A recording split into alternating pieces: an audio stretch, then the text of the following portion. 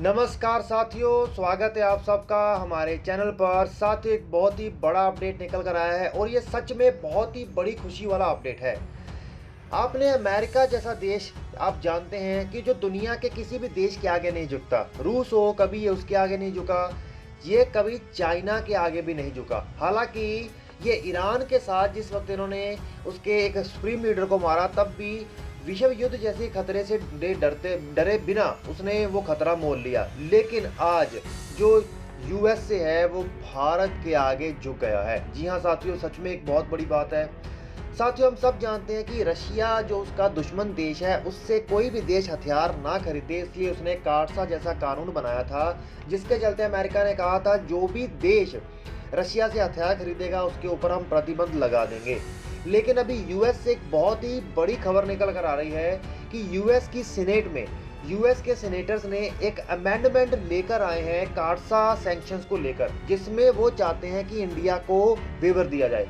आज तक तो वो सिर्फ बातें ही कर रहे थे कि हाँ हम भारत को वेवर देंगे, लेकिन अब तो यूएस के कुछ सेनेटर्स ने मिलकर उस अमेंडमेंट को जो वहाँ की पार्लियामेंट है उसके आगे भी रख दिया है। और इसमें खास तौर पर उन्होंने क्या खेल खेला है, देखिए। भारत खुलकर भारत के समर्थन में बोल सकता नहीं है।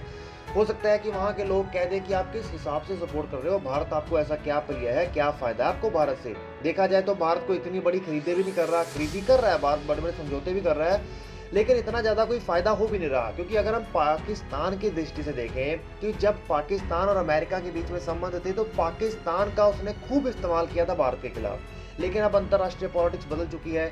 लेकिन भारत उसके साथ मिलकर चाइना के साथ एक्टिविटीज़ कर रहा है या ऐसे वेपन्स भी खरीद रहा है अमेरिका से, लेकिन वो अमेरिका के किसी भी दबाव को नहीं सह रहा। तो इसी के चलते उन्होंने कहा है कि देखिए, हम भारत जैसे दोस्त देश को नहीं खो सकते, लेकिन वो पूर्ण रूप से दुनिया को ये भी नहीं दिखाना चाहते कि हम भारत का खुलकर समर्थन कर रहे हैं, क्योंकि इंटरनेशनल डिप्लोमेटिक पॉलिटिक्स होती है। इसी के चलते उन्होंने खेल खेला। जो वहाँ के सीनेटर मेंबर्स हैं वो एक अमेंडमेंट लेकर आए हैं, जो कह रहे हैं कि क्वाड मेंबर्स जो कि यूएसए के साथ हैं क्वाड में, उनके ऊपर हम सैंक्शन नहीं लगाएंगे अगर वो रशिया से वेपन्स ले रहे हैं। क्योंकि इसमें सबसे बड़ी बात तो ये है कि क्वाड मेंबर्स में मात्र एक भारत देश ही ऐसा देश है जो रशिया से वेपन ले रहा है। जापान भी रशिया से वेपन नहीं लेता। तो फिर ऐसा क्या हो गया कि वो क्वाड मेंबर, ये तो बस किसी तरीके से अंतर्राष्ट्रीय स्तर पर ये दिखाया जा रहा है कि जो हमारे मित्र संगठन है, किसी खास देश को अगर वो समर्थन दे देते हैं, अगर सिर्फ खुलकर भारत को समर्थन दे दें, तो और भी कई सारे देश हैं, जैसे टर्की जैसे देश को बिल्कुल ही अमेरिका ने साफ साफ तौर पर दरकिनार कर दिया था जब उसने S-400 सिस्टम लिया था रशिया से।